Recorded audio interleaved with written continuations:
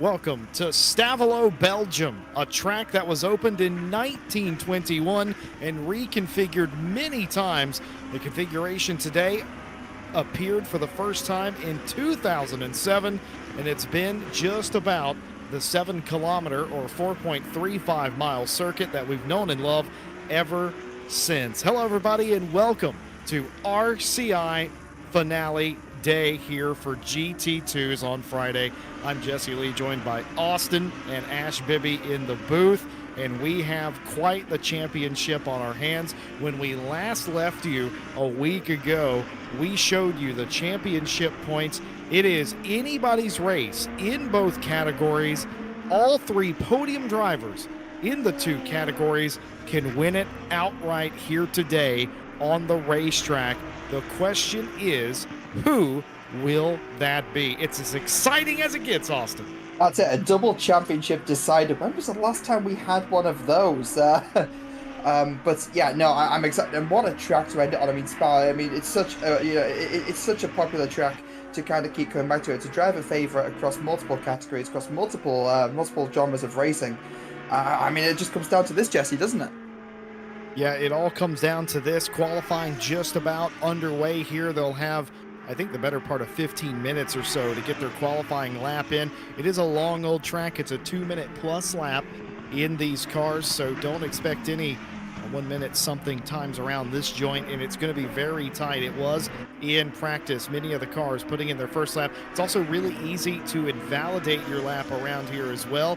We show you Kevin Boss, the driver who has won 3 races this season and has put themselves in a spot to potentially win a championship for the very first time here today, but he's got a lot of competition to deal with. Jordan Daly, one of those drivers in the pro category as well, on provisional pole over Robbie Kelly and Vocher Rybecki. Denak Kalmari and Ted Edwards are the top 5 currently there, and it's Hyundai Haga Varga who is 1 point behind Kevin Boss in that championship fight today.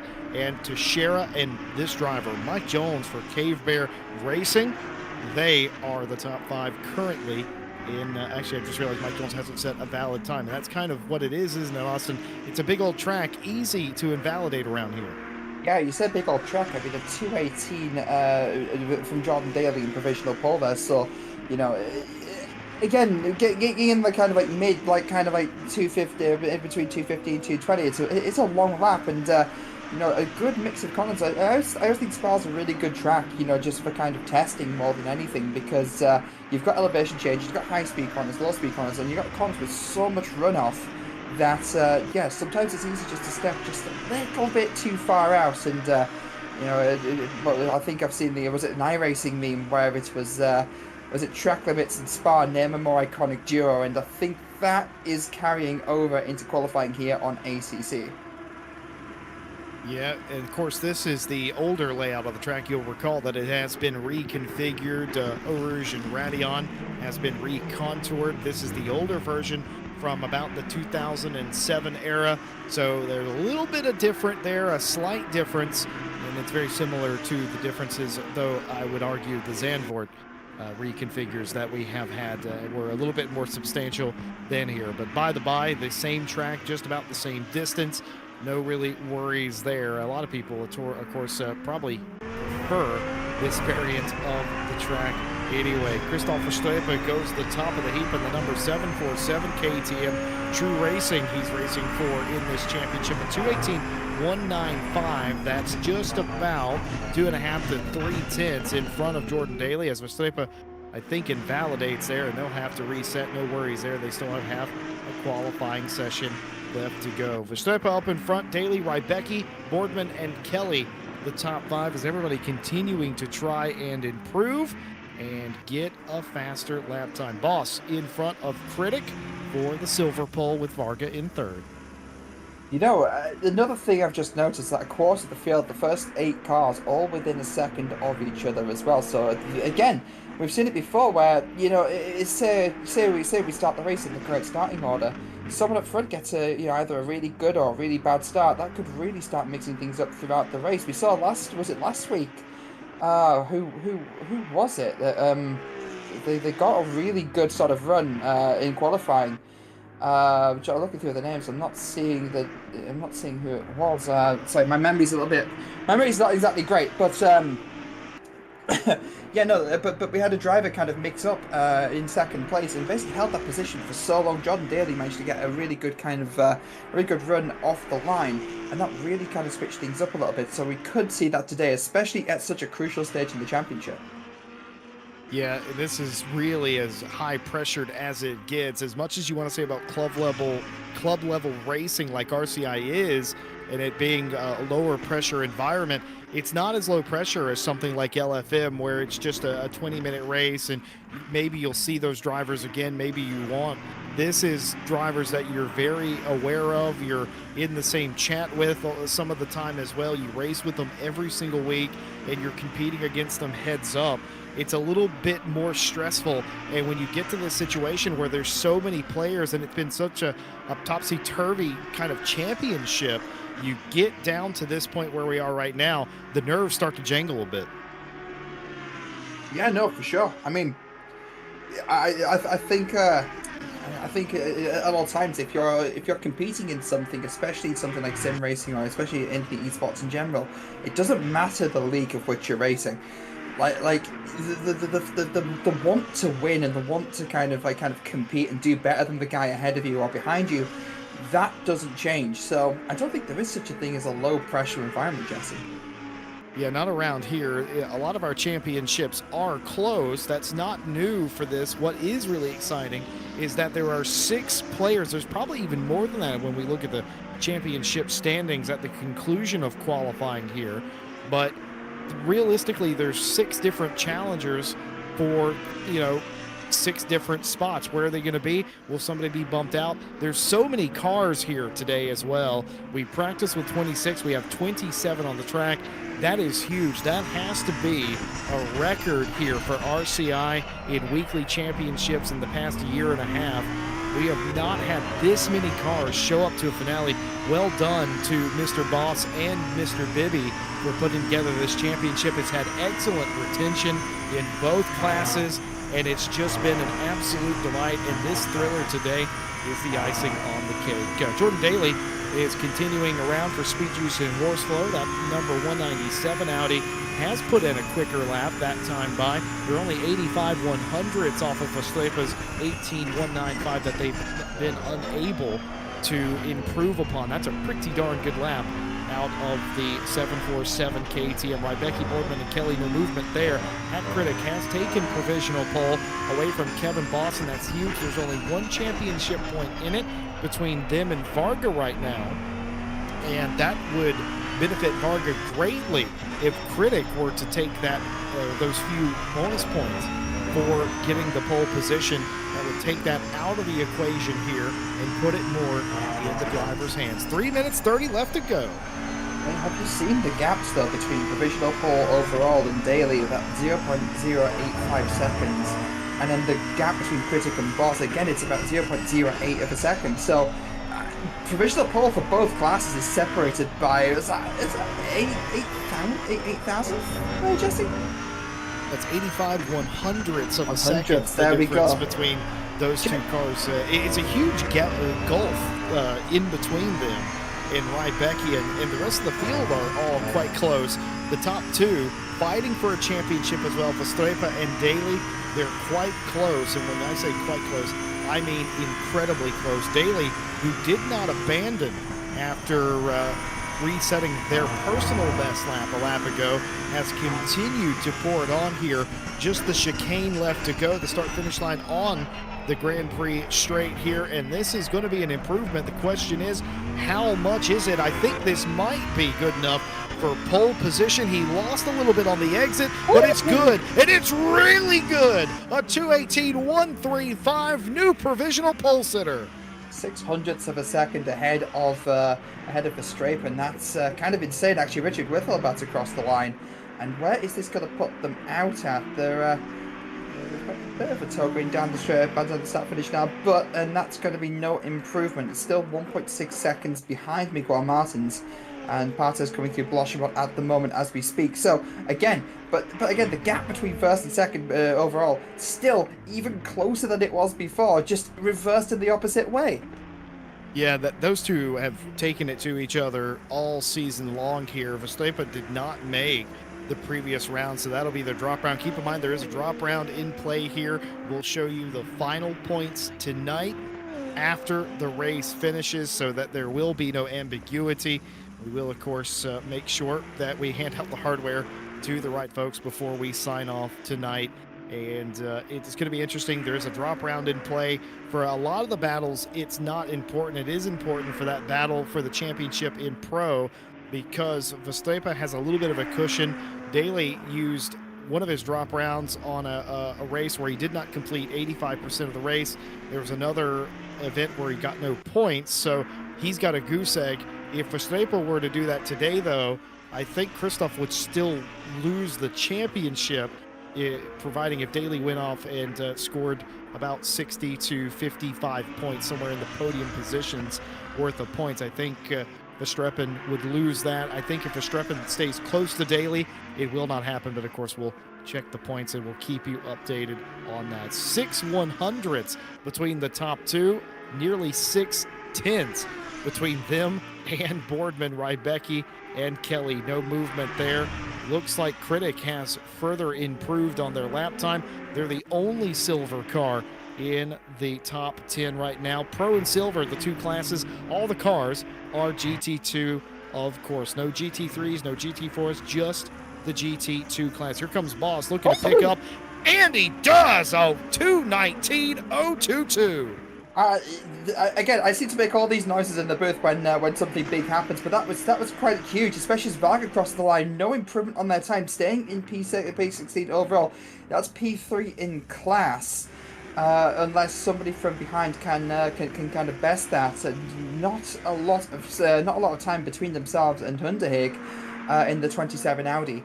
But no, that's a huge lap for Kevin. That's put them right within the top 10, right in a good sandwich of Pro Class cars and of Critic behind, and a really good shot of going for the championship points. And again, no checker flag next to their name, so, and not in the pits either. So Kevin Boss could be on another lap even. Yeah, we call that insurance in the racing business. You never want to be caught out, and he crossed the line with about, it was less than 10 seconds, it was about 6 or so seconds. So if he has enough fuel in that car, and it certainly looks like he does, this is just an insurance lap. Go out there and see if you can further improve, if for no other reason than to try and defend and rebuke any sort of attack. Remember, it was close between them and Critic earlier in the run. If Critic were able to get a better lap, of course he's in the pit lane now, then that would have been an issue. But Critic, not really the biggest threat to Boss. It is Peter Varga in third. They've already crossed the line, though, and they look like they're third right now, and I don't think, unless Sven Kunis improves massively, that they're going to be overtaken. The final few cars coming across the line. Huel improves into the top 10. Still into the top 10, but so Ted Edwards about to cross the line as well, up in their time. That's P3 overall. And again, look how close they are to Verstappen, Jesse.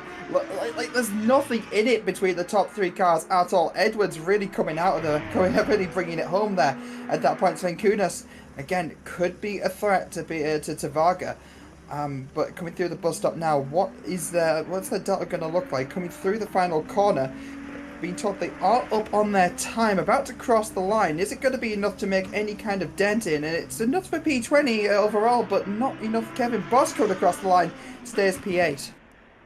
Yep, and that will do it for qualifying. Jordan Daly is trying their best here today. They've got the bonus points for pole position and the fastest first sector of everyone, and quite a bit faster. They are the only car in the 39s in Sector 1, a 39.992. Nobody else, quite frankly, even close to Daly in that first sector. Verstappen will start outside pole, and they have the fastest second and third sector, but still not enough. 6 1,000s off of the ultimate pace. That's your front row. Ted Edwards into third there.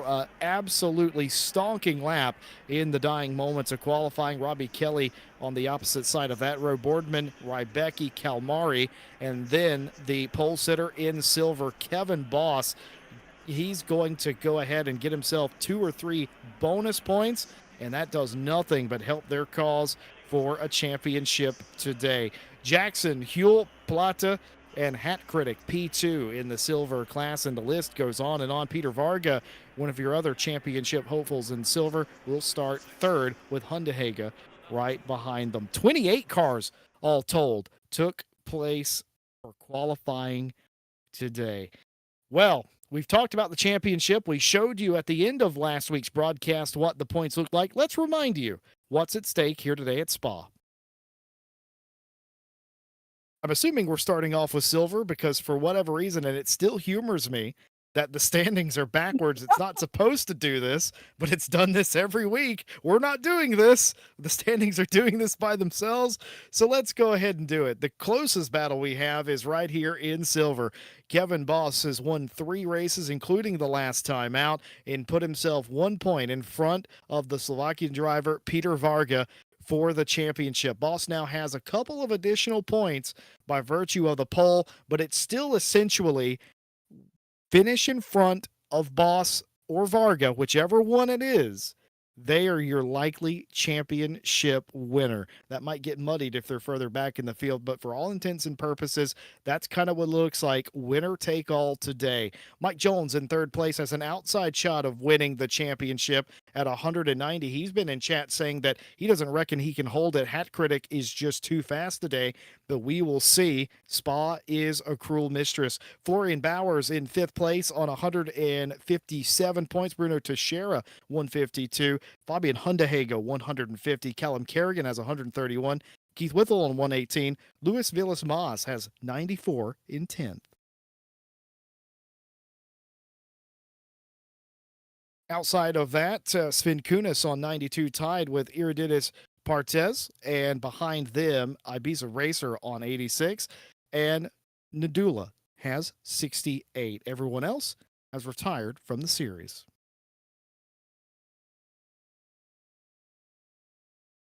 From silver being 1 point apart to this battle that is very intriguing, especially with how qualifying has shook out today. Jordan Daly on pole, but P2 here in the standings. Christoph Verstrepe in front, 212 points.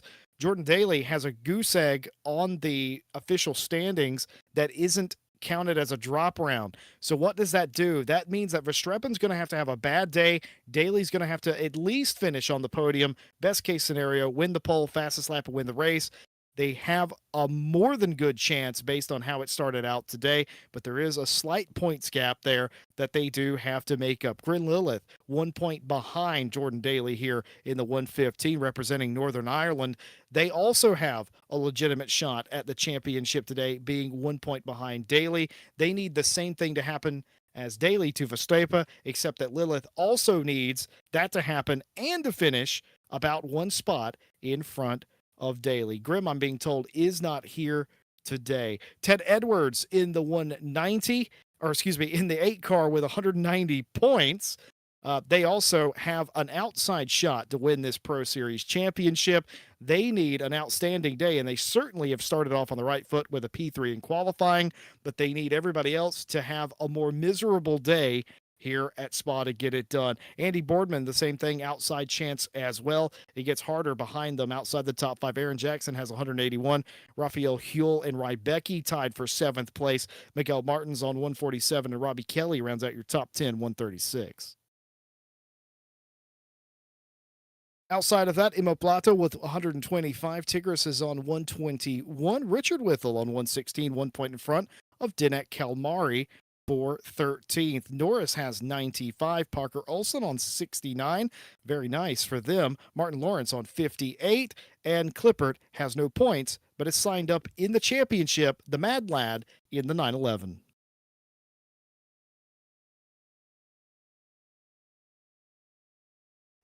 Well, Austin, it is going to be a lot to sort of digest here today. And of course, with the drop round, it further complicates how the point standings appear. So we're going to be talking today, and I'm speaking to the folks at home as well. We're talking about the championship, but don't take anything we say as gospel until the points are finalized, simply because it is a little bit of a moving target. It is a bit, yeah, no, you're right, and it's quite complicated to kind of follow in the.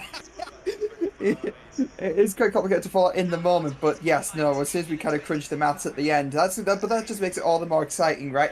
But no, the drivers you really want to be watching out for. I mean, there's obviously more besides. It's such a close battle for both championships, but the four drivers you really want to keep a close eye on. That would be Daly and Verstappen, and it will also be Kevin Boss. And where is Varga? Yeah, Peter Varga down in third place in the silver class. However, they are a long way back from Kevin. But again, this is Spa. Anything can happen. We've seen so many kind of amazing races and kind of close moments and kind of misjudgments along the way, and no one's impervious to having a bad day around here. Yeah, we talked to both Boss and Varga pre-race today. Boss took this very serious, said that they were going to try get the best qualifying and the best run and stay out of trouble here today. Varga was kind of hoping the other side of that coin, chaos factor here, playing into their hands a little bit, and especially with how qualifying shook out, Varga will be hoping that there is some sort of mid-pack chaos that leads to some fortuitous position gains for the 508 Maserati. He said that quite sheepishly, but you never can tell, and it is sort of like that here at Spa. Running up Eau Rouge and Radeon for the first time, and even the second time, can be quite a daunting task, and it's not over there. There's a whole lap in between that particular turn and the rest of the track, right? But it's such a frustrating racetrack, because if you get stranded too wide, people are sending it on you, you have two options: give up ground or potentially put yourself in danger. All that stuff heightened here today. Reading some stuff from chat, hell must be freezing over, because Mike Jones and three-time Night Out champion Harry Conway are agreeing. Enrique in chat, hello to you as well. Mini Simeon saying, isn't there just 1 point between Daly and Verstappen? Nope, that's 1 point between Varga and Boss in silver. But the easiest way to look at this with the drop round is that winner should take all in the silver class. In the pro class, Verstappen cannot finish on the podium. Daly needs to win it, and then we'll start talking about the championship flip here in the final weeks. I saw another interesting comment here. Oh yeah, the Apex Online Racing folks, shout out to those folks as well. Your cheering section has shown up in the chat. Austin, we're on the pace lap now. Butterflies, nerves jangling, anxieties through the roof. What are you expecting out of this today as far as a race is concerned? Are we going to get a clean start? Is everyone going to mind their manners? Or is it one of those, it's all out because it's the finale? I'd love it's all out because it's the finale, to be completely honest with you. I mean, I don't want these guys to leave anything on the table, but I think everyone watching at home, I mean, again, I'm checking the chat as well, and Mimi Simeon saying, let's see some passion. I think I really hope that we will. Like, I genuinely, because at the end of the day, there's no more chances after this. You know, it's like, this is it. This is what decides it, you know? This is what it all comes down to. And I mean, again, it's what a stage for it. What a stage to be set. Yes, indeed. Also, shout out to the Gomez Sim Racing Groups. Of course, Enrique in chat. Hold on, am I pronouncing? I don't have my glasses on. I don't want to be mispronouncing people's names just based on sheer stupidity. Oh, it's Equipo, not Enrique. I do apologize, but the Gomez Sim Racing fandom in the chat as well. We love to see it here. I think it's going to be chaotic, folks. I'm just going to lay it out there for you. There's way too many cars. There's 28 cars. Good grief. For a finale, two different classes. There's a lot at stake. There's a lot of points. We covered the podium battles in both classes to length there, running through the standings, but there were many other cars that were tied, that were a couple of points off of each other. Drivers care about that kind of thing. You get impassioned with this kind of racing. It is huge, and it's also, more than anything else, it's bragging rights. over your opponents, especially here. When there's 10 cars or 12 cars in a championship, it's still there, but it's less so. There's 28 cars here. There's a lot on the line. It is huge. You win this championship here today, Austin, you probably won't ever forget it. It'll be a huge feather in your cap for your sim racing career. Yeah, I mean, Friday nights are fairly huge, aren't they? Like, we do try and, like, we do kind of see them as kind of like a jewel in the crown kind of thing. But, yeah, no, it really, especially with some of the names that are on the field right now, you know, obviously Verstappen's come so many times and sort of dominated championships. Daly's a name that's been going since I've been here. Andy Boardman's a name. I remember one championship they fought with Verstappen. I've made memories here at the time of the box here on Friday nights. And this is just shaping up to become another one of those memories in a box that, you know, I hold quite dear. But yes, no, enough about me. This is about tonight and the drivers on the field today. Yeah, it is interesting. You see a lot of long timers in there, and one thing that I sort of remember more than anything else is Daly started out in a lower tier. He did not start out as a pro. Verstappen did. Verstappen came here already esports sort of caliber, but for the likes of Ted Edwards, for the likes of Jordan Daly, they started at a lower rung. They've driven through the ranks over the years. Jordan Daly's a champion as well now in Pro Series competition, but this is absolutely huge here today. Ted Edwards with that ridiculous qualifying lap to put them basically level pegging with Verstappen and Daly is huge as well. I was just about to say. Robbie Kelly, no slouch in 4th place here, and I would not overlook Robbie here just based on them being a little bit behind in qualifying, because qualifying, of course, is one thing. Racing is quite another. Everybody filtering on to the F1 pit straight 2x2, literally as far as the eye can see. I haven't been able to say that in quite some time, but it is very true. And they're going to be waiting, of course, for some lights to go green. And when they do, they will thunder down towards Eau Rouge and Raidillon. They don't start on the Formula One straight, of course. This is a GT race. We use the GT straight for that. So, but the laps will be scored on the F1 pit straight, not the GT straight. Just a little bit longer straight here, easier to get all the cars on. And here they are, 2x2. Daly, Verstappen, your lead 2. Further back in the field, of course, you have Boss, Hat Critic, and everyone else in the middle. You worry about an incident there. Potentially the green flag is out, and the race is live for the finale here of GT2 Season 2. Daly gets a clean breakaway. Verstappen in line. Ted Edwards has a little bit of a peek before Eau Rouge, but gets back into line. Meanwhile, behind them, no, it is a move. Robbie Kelly trying to make a move on Edwards. Verstappen trying to make a move on Jordan Daly as they all filter through. No major incidents there through Raidillon, and somehow the field is together. Ted gets clear, but that has put Robbie Kelly under threat of one of the cars behind them as the field cycles through. Still no major incidents, and Kevin Boss has gained a place on Volcher Rybecki, who's fallen back a little bit. No, that's Kevin Boss. She said Kevin Boss who's made the move stick, but Boardman still going side by side with Kelly.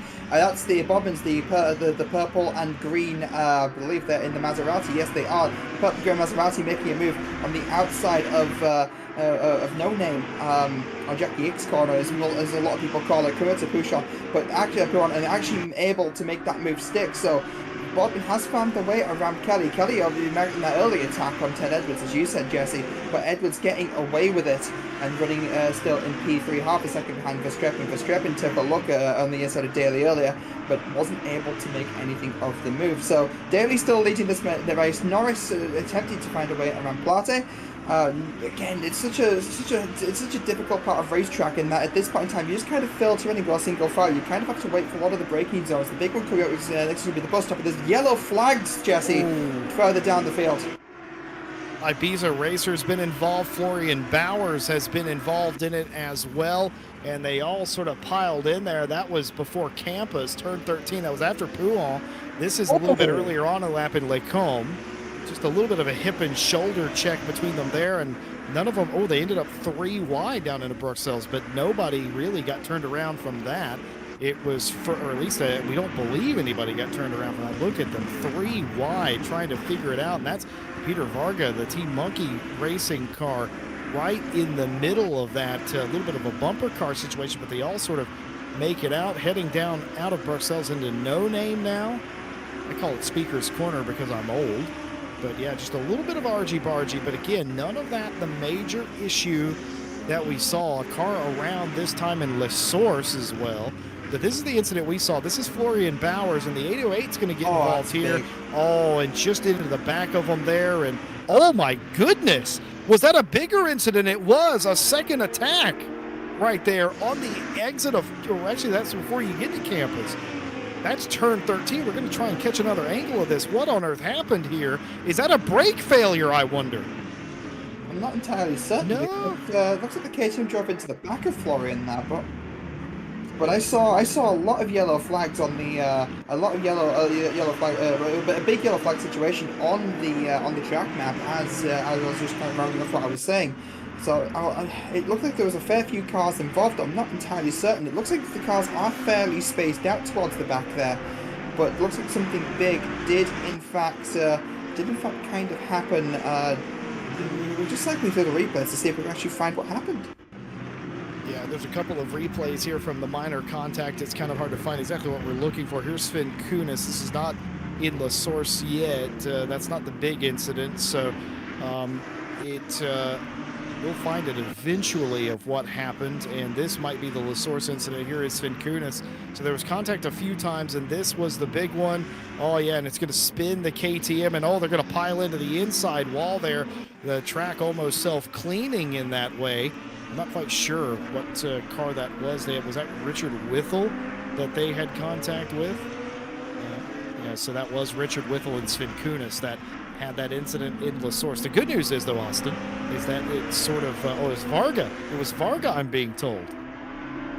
So Varga, the Varga races down in P26. So again, championship contender for silver class. You know, fighting toe to toe with Kevin Boss, sent to the back of the overall field, and by proxy back to the back of the silver field. So unless something happens to Kevin later on in the race, then that's a mountain decline for Varga. And just another point I want to make, Jesse, as well, if you do kind of pick up damage, we do have a pit window today. If you pick up damage, or even one of those notorious drive-thrus issued by the game for track limits, if you get a drive-thru right here, the pit lane is huge because it starts on the F1 pit entrance, and then spits you out up towards Eau Rouge. So if you do have to sort of like go sorry or make an early stop for whatever reason, you lose a ton of time around here. Well, that whole sequence broke our brain and it broke our graphics package. We're not watching a replay. This is live racing that we're watching right now. And it's one of those things where it comes at you very quick. We made it the better part of 3/4 of the way around before it all come undone. But between turns 13 and turns 20, the chicane, of course, it all came undone and continued into La Source. That was a very spirited lap, and that's exactly what Kevin Boss wanted to see, and what Peter Varga will absolutely lament, getting caught up in an early lap 2 incident and spinning around. And now they are in the middle of the silver. Actually, they're actually towards the back of the silver field right now. Kevin Boss is nowhere near anybody else in their class. They're up in 6th place overall. The next nearest is Critic, and they're in 14th. You gotta believe for Kevin Boss now, this championship at this point, I don't need any additional mass to tell you, he would be your champion if this holds. He's just got to keep the course and stay on his sort of plan, not get into fights with these pro cars where it doesn't benefit him. No, that's just it. Like, he just keep his nose clean. I mean, Varga's already had that massive setback, you know, and so for Kevin, it's just a case of just bring it home and have fun. But, I mean, don't it's going to be an hour's victory lap if this keeps up, eh? But then again, that's an hour of stress as well. That's an hour of having to not put a foot wrong and wind up in the same position. You know, we've seen before, like, it's so easy to get collected by somebody else, and look at the consequences that can have if you do get sent to the back of the field, especially what we've just said about the about having to make a premature stop or get a drive-through. You know, you yourself can be your own worst enemy, as Texera just about avoiding, I believe that was Partes in the KTM behind, about to make a move onto Olsen, but not able to make anything of it going down into La Source. But still, a very brave choice for being that. Was it the 935 Porsche? Yeah, I've said this all season long. Teixeira has braved this series, and the Porsche 911, any of them actually, are sort of not favored in any way. Teixeira has run it all season long, so my hat's off to him for taking the. Basically, he's playing this on extreme difficulty, and so is Clipper. Clipper's joined us for the finale, and just for kicks, he's also entered in a Porsche 911 as well. So kudos to the both of those drivers. Here is Christian Clippert. They're in the other one. We have a Club Sport Porsche 911, and this is the standard GT2 911 that is on offer. So we got one of each here in the field. So hats off to them, playing this game on extreme difficulty when it's already hard enough out of the box. So appreciate that. Hadcock, by the way, has raced this entire series, and I don't know if this is normal for Critic, with a Mappy livery on the car, which is a game from my childhood. Austin, do you even know what Mappy is? I do not. I mean, it kind of helps me break free of the existential crisis I've been having recently. But but I think that says more about you than it does about me, Jesse. Yeah, I am absolutely ancient, but I do like it. I love the color scheme. I love the references. Very nice indeed, and they're quite happy right now as Critic in P2. Also not near anybody else in their class. We talked about Teixeira. Teixeira's actually in third right now in the silver class in that Club Sport 911. And speaking of, they're being very much hounded by Partez behind in the 195. This fight very much on for P3 and silver. So forgive me if I sound ignorant, but what is the deal with the 935? I don't know too much. I haven't read too much into the car, Jesse. But like, what's with the? I mean, I'm guessing it's a 911 underneath, but it's got the kind of aero body kit over the top. Yeah, so the Club Sport version, which is what I call it, you are very correct, but I call it the Club Sport car. It is a special edition GT2 Porsche 911 that ran in the series. It was, in comparison to the normal 911, it's meant to mimic an older car and the history therein, and it kind of does. Well, it absolutely does. It's got the aero body kit on it, but it's just a GT2 variant, and it was sort of in celebration of Porsche's history at some point, and they made very few of them, but it is a cool car to see nonetheless. Yeah, I was going to say, it's my favourite looking car, and that's wide. I think you could fit a whole US state in there, in the gap between that car and the racing surface. But again, that's why we've got the runoff at the top of Erosion. This is what we've been saying about track limit violations. If you keep your foot in it and the game thinks that you've gained any amount of time at all whatsoever, then it will slap you with one of 3 track limit warnings. And if you surpass that 3, then you're taking a trip through the pit lane. And to reiterate around here, that is not something that you want to happen. Critic diving down into No Name now, chasing down Norris just ahead. But again, Critic running in P2 in class overall. Partez P3, Teixeira falling back to P4 with that little excursion. Verstappen holding off. Actually, no, Verstappen, according to the time sheet, Edwards is ahead of Verstappen. Verstappen's taking that position back. That needs to update. But Ted Edwards are mounting an attack on Verstappen. So at some point in time, Edwards found a way around. Essex in chat is doing me out of a job, reminding everybody to like and subscribe and follow at home. And on top of that, sign up to Jag versus V12 on Monday, which has been very brilliant as well. But we got racing going on the track. This is for P3. That's Ted Edwards and Christoph Strepa. They had caught Daly. They were right behind them, and then a little touch there between the two of them. And that came to no further drama for them anyway. That definitely helped. Jordan Daly escaped. Daly had no real gap the first several laps of this race, and in fact, Verstappen did nothing but close it down as they had the quickest lap of the race. I believe they still do, but after that, 2 seconds clear is your leader, Daly, over our Norris here, trying to make a move here. He's going to go look up the inside. Nope, not doing it there. And another look. Oh, yeah, he will. He is going to stuff it down into Lecombe, and Norris will take that spot from Miguel Martins. You know, Jesse, I'm not going to lie, this feels like a little bit of a carbon copy of last week where Daly just manages to slip ahead in front and the cars immediately behind get themselves involved in a little bit of a scrap. I think Edwards Edwards and Verstappen really need to kind of like start working together to start catching Daly, because otherwise, if you give Daly enough of a gap, he will just run away with it. And in terms of the championship points, it's close enough that, as we've said, just sort of just we said before, it's just basically take it at face value until we see the standings at the end. This means it's a very strong possibility that Daly's putting himself in the best position, especially if Edwards is able to take that P2 spot from Verstappen. Daly's setting the fastest lap of the race so far, so already taking advantage of that clear air that he has, the easy availability to. But again, looking behind, Boardman only 3 seconds behind. Quick driver in his own way as well. So if Edwards and Verstappen keep scrapping, then that's also Boardman entering the fray as well.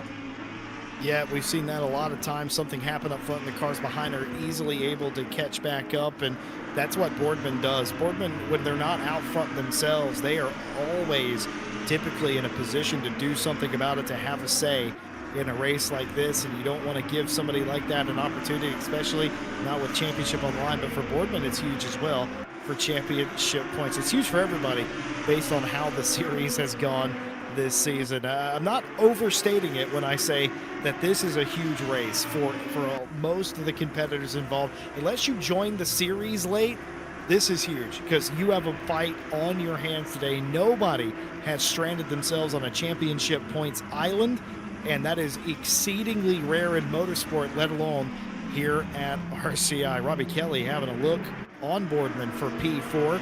Talked about one of the tick game drivers, the 25, Robbie Kelly. They have been a delight to watch as of late here in RCI competition.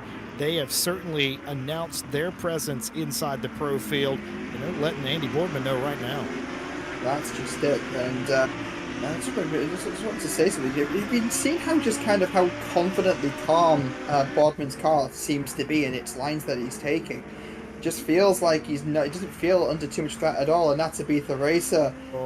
Kind of dive in. That's the 808. I believe the 808 is the Mercedes, and just a little bit. Yeah, it is the Mercedes. Just a little bit of a tag there on Nadula, sending Nadula into the runoff area. It avoids the wall, but again, set them both back, and that's good news for Peter Varga at least. I think Varga's at least made up at least one place since last time we looked, but still loitering at the back of the silver field.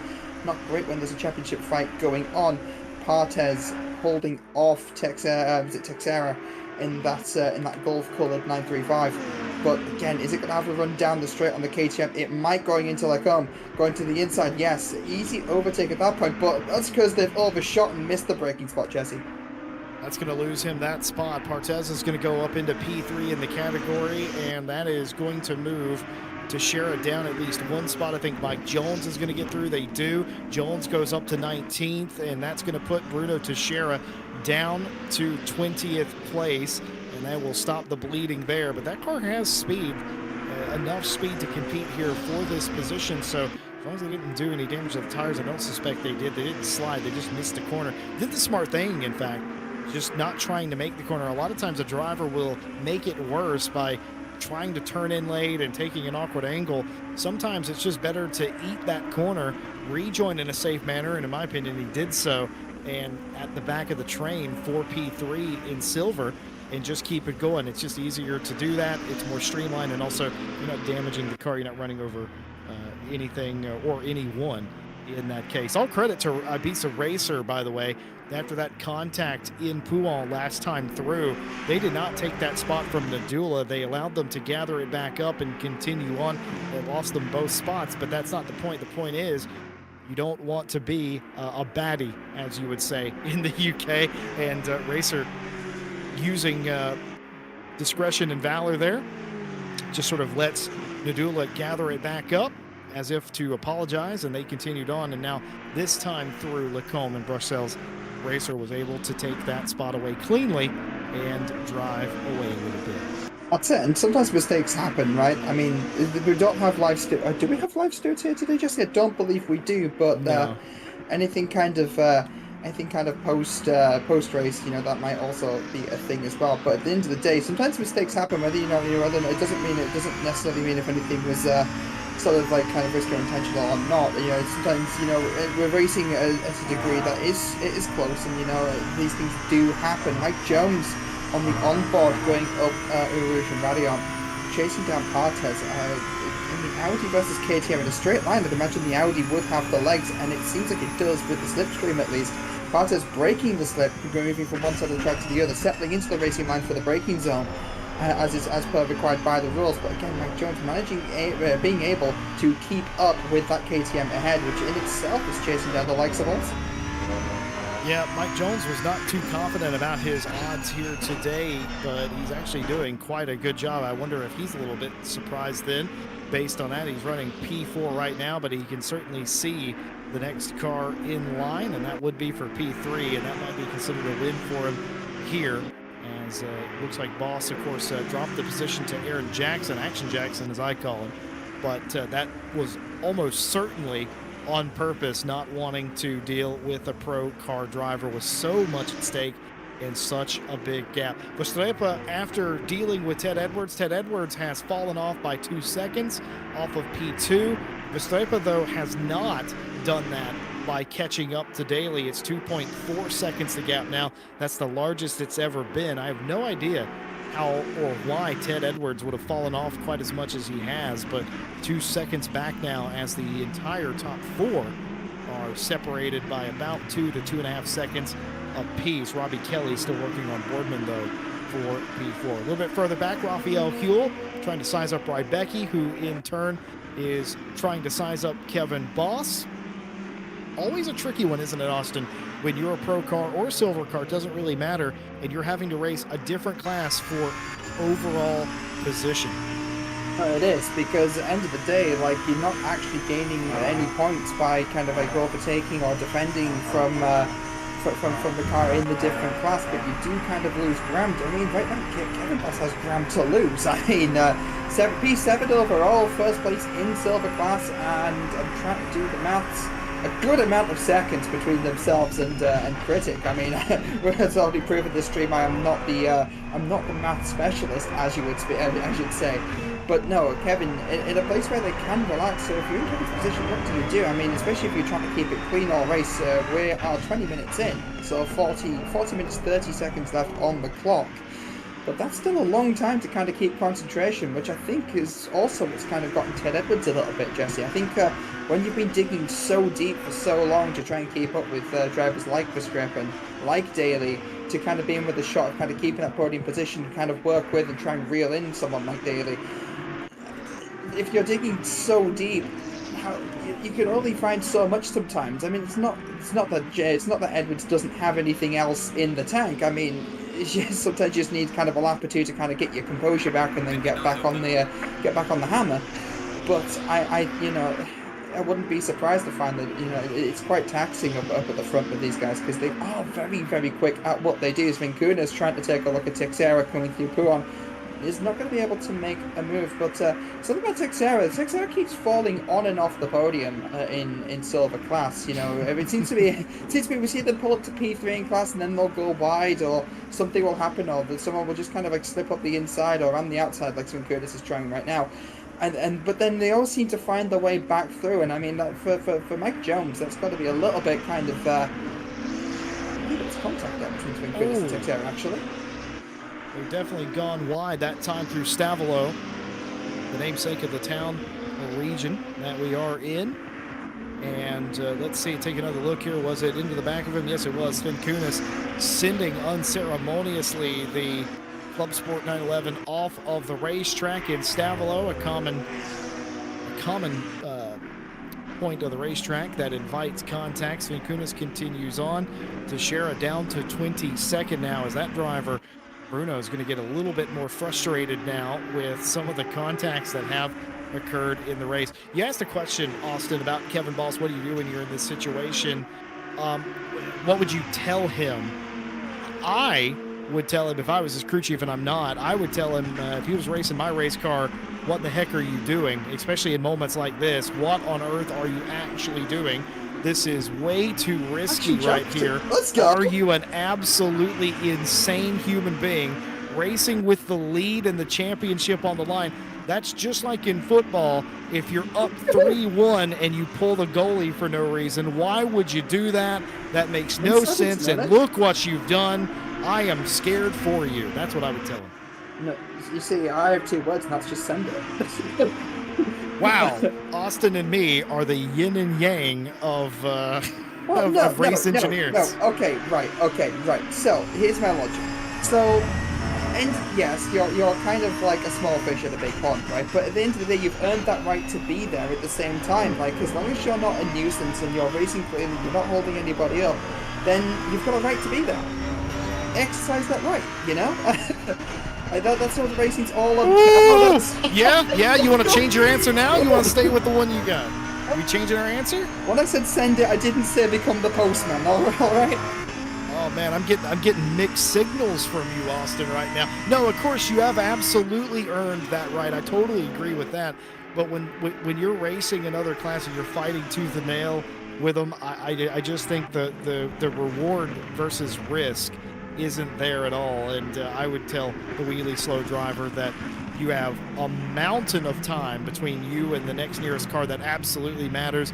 Don't put yourself in a position to get knocked off the track. Don't put yourself in a position to get a post-race stewarding report written up about you, about a pro driver who's frustrated that they're getting beat by a silver guy today. Don't do that. All these things you have to take into account, and he's absolutely going for the sind of the day in Lacombe, and they're side by side again. Boss trying to retake P6 from Action Jackson, and he's going to back out of it here in Eau Rouge and Radion at the last possible moment. He's going to get another run at him. Harry Conway in chat mentioned earlier that he calls Aaron Jackson Action Jackson as well, and he worries that he wouldn't like that. I've actually confirmed that Aaron does not mind and quite enjoys that nickname. Kevin Boss around the outside here of La Source, near contact there. Here comes everybody else piling in. Vulture Rybecki, Raphael Huel also involved off of the racetrack, exiting Lacombe. That time was Kevin Boss, and now this starts to get very dangerous as Boss has lost several of those spots. Rybecki and Huel all up a couple of spots. Dinek Kalmari, I think, is creeping into the picture. Is that Dinek in front now? It is. It is Dinek Kalmari in front. This is fine. Just a bit of a mental reset. And then, you again, Kevin has the run on the likes of Jackson. That's like 2 or 3 laps in a row now that they've kind of sized up an overtake. So the pace definitely there. Kevin running with the big boys. And, not to put Kevin under any stress, but if he was here and if he could hear this, a small mistake would be that, Critic's still within a championship fight, and a big thing happening to Kevin would mean that Critic would have an opportunity to catch up. They're only 4 or 5 places away in the overall standings. But I still say, don't worry about that. Big send. Yeah, the other side of that argument, I don't think Big Sind is ever the thing. You are never driving for me, Austin. I've just realized that. There's no way. You are ungovernable, and I refuse to suffer that reality. All jokes aside, there is the other side of that coin that you're making, and I think it is true. Not only have you earned the spot as pit stops are now taking place with the window open. Verstappen and Daly.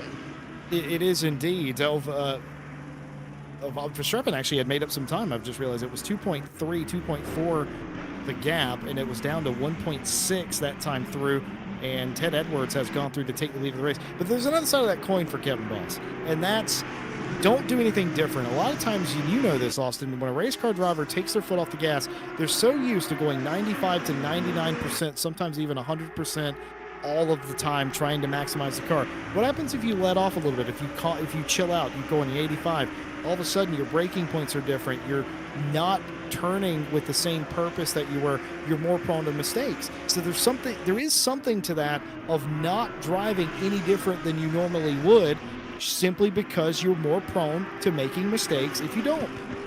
No, I fully agree with that. I genuinely fully agree with that, just because if you're driving at a pace of which kind of like feels similar to the muscle memory and makes you kind of more aware of the world going on around you, then that puts you at the optimal position just to kind of keep it consistent, and that's the key word, consistency. That's it doesn't matter what kind of racing you're doing, even if it is a fast one off, unless it's a fast one off qualifying actually, but if you were doing any kind of like sort of distance racing, staying consistent, a slower driver overall, or a slow driver on a per lap basis will be faster than a driver who's quick for one lap, but then sort of struggles to kind of keep up that pace in the subsequent laps that kind of follow. So just kind of like keeping a sort of keep your sort of It's real rhythm. close. Keeping a rhythm is important, and you're right, Jesse. That's Daly hitting the pit limit board first, and Verstappen having to play a little bit of catch up. But Don't wreck on pit out. You got to be careful. There's a huge bump here whenever you start to rejoin the racetrack. You don't want to wreck these cars. It's a little less of a big deal. There it is. You can see the car porpoise as it goes over that area. It's way worse in the wet, and it's way worse in GT3 cars than it is GT2s apparently. But they're able to get out there, and the gap is slightly affected, I would reckon, just by eye measurement alone, that Daly's a little bit closer, or excuse me, Verstappen is a little bit closer to Daly than when they initially came in 1.6 there. Yeah, there's no way. It's about a second, and it is 1.1 second now back between the top two. This isn't a winner take all. From Verstappen's position right now, he would win this championship. Verstappen does not have to pass Daly for the lead or at all to win this championship here today. But when it comes down to these two drivers, if it does come down to these two drivers, it is about more than that championship title. It's bragging rights, and it's the final exclamation point and a full stop on the season. Pit stop cycle continuing. Kevin Boss, the leader of silver in this time by. Norris also in. By the way, Austin, the entirety of chat agrees with you, not me, that you absolutely send it in this situation. So well done. That's it. I am going to quote yourself, Jesse. Last week, you used the term, and it's a term I really like, and it's a term I'm going to use now for Kevin Boss, for Christopher Verstappen, in all of their situations right now. And you said, race car's going to race. No, it's fair. No, yeah. What can I say? I agree with me. I mean, for a moment there, you were disagreeing with you, and I was agreeing with your original statement. However, in the court of the internet, on record, on stream, the situation changed, Austin. You're contradicting yourself, Jesse. How could you? The situation's different. He needed to win last week. You needed to send it then. The ball's in your court this week. You need to show a little bit of restraint, which he isn't doing. And judging by our chat, they completely agree that no, you have to go for it. You have to send it. And well, it's like 15-on-1 right now, so I can admit defeat in this argument here. But hey, race car will race car. Drivers are going to driver. They will use every single one of their two brain cells to try and outsmart and outwit each other, and they often do. And a lot of times when you get overcomplicated with your strategy or your technique, meaning that you back off or you try too hard, that's when you make mistakes, and that's why drivers don't do it. And I think that's incredibly intelligent. But at the end of the day, it's a race. There's a driver in front of you, or even if they're behind you, I want to beat them, and that is the main focus. We hope we're keeping you entertained, everybody in chat. You look like you're entertained, so we hope that you surely are. We got Worshel in chats giving shout out to Audi Sud, and yeah, no dirty Audi Nord enjoyers in chat, just Sud enjoyers today. We love to see that. And Minnie Simeon brought up a good point. To your credit, Austin, why be sixth when you can be first? Exactly that. And yes, in the box we could throw the term race car got a race car all day long, but I think the drivers need to remember another term, and that's race car backwards is race car upside down is expensive. Yes, man. Austin speaking like an individual who is paying for track time, or paying for the race team. That is a managerial statement. It's very true too. Like you can be frontwards, backwards, that's okay. Upside down, that is well, it's just depressing. Nobody likes a sad race car. So I just had this mental image of this being like a Cars championship, like the Disney Pixar movie where it's all about the car and not, as if they're completely driverless and all have sentience. Speaking of sentience, Kevin Boss wanting to chase down this championship, making a move back for overall position on, I believe was that Medulla in the 14th, but Medulla's yet to stop as well, so they will lose further time. Daly down in P11, but cars ahead of them in the pits all ready to serve that mandatory stop. Well, I'm looking for Ted Edwards. Ted Edwards has come out in P3 overall from well, they were P3 anyway. It's just Daly and Verstappen that swapped positions. But no, they're actually in P4. P4. Andy Boardman has done Ted Edwards had a slow pit or something, because Andy Boardman has jumped them by quite a margin here. And Andy Boardman is not close to Daly and Verstappen, so something happened on the Race Ventura pit stop. It was only 2 seconds, but that does not equate to 8 or 3.2 seconds was the difference. So it was a slower stop for Ted, but that doesn't equate to the 6 to 8 seconds of time loss that would have been required to put him in P4 and how far back he is from the lead group. Keep in mind, he was only about 2.5 to 3 seconds off of them prior to the stop. That would have given 6 seconds, but he's 9, 10, 11 seconds behind that group. So something else happened to Ted Edwards. I don't know if it's a slow stop or repair or what. Maybe they just didn't get into the box correctly. Of course, the pit lane here is slanted downhill. That also could have been an issue for the number 8 Race Ventura driver as well. But either way, time loss and position loss from 3rd down to 4th. No, yeah. That's, I mean, losing a podium's never great, but there is still opportunity to kind of make that back. I mean, only a second back from Boardman, so not a lot in that at all. Richard Whittle chasing down Noza Underhager in the blue and orange, the blue and orange R8. We're looking for a move down to Bruxelles actually. Car alongside, slipping up the inside. And that might actually be, yes, that is actually making the move stick. So Mike Jones closely following behind, followed by Sven Kunis, and Partez not too far behind Jones either. So a bit of a train going on there in the midfield. Certainly is. Most of the pit stops complete. Nadula into the pit lane now. Still 6.5 minutes left to go. A couple of cars up front still yet to complete their stop. Right now, talked about Mike Jones. He's 3rd in the position of the cars that have pitted. Critic in this time by as well. That we assume will surrender the lead back to Kevin Boss in the silver class, and that will leave just a few cars, actually just one car, Action Jackson, out in front in the number 99 that has yet to complete their pit stop for Kaiju here today. So we've had Daly leading out front, Ted Edwards for a circuit or two, and now Aaron Jackson in the lead. 3 different teams, Race Ventura, SJ and H, and now Kaiju. You love to see it. That is no joke, just a legitimate Audi livery on that. It's an Audi as it's been oh wow, reverberated to me in the past. That's the joke. The joke is not the livery. Kaiju's known for their play on brands for their cars, usually British touring cars and famous race cars from yesteryear. That's not what's happening here. This is just the Audi. I actually love that. That's great. What a branding. I know when I've been browsing some of the iRacing kind of like trading paint stores, I've seen stuff. Speaking of British brands, I've seen Greg's cars, I've seen Poundland cars and stuff like that. So I do like it when liveries get creative, especially if they're real world as well. That's just even funnier to me.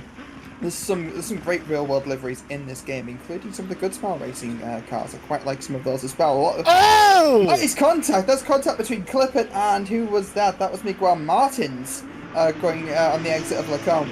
But, I mean, Clippert, give him credit, kept it out the wall, Jesse. Oh, that was very scary. It's so easy to dart off the racetrack there, exiting Lacombe, because there's a paved bit, and there's a barrier there, and he came really close because he gets sent and somehow is able to slow this car down and in quick succession get back to the racetrack. I've certainly made it all the way to the wall from that position before. A very scary proposition, but somehow the only thing there, bent fender and some hurt feelings after them trying to get along in Lacombe, did not come off. We saw the Kaiju car of Jackson into the pit lane. That will complete the pit cycle for today's race and indeed the entire championship. That should promote Daly back up into the lead, and Verstappen P2, Boardman, Edwards, and Kelly the top 5. I actually know Jackson's going to slot in there somewhere. The question will be where exactly.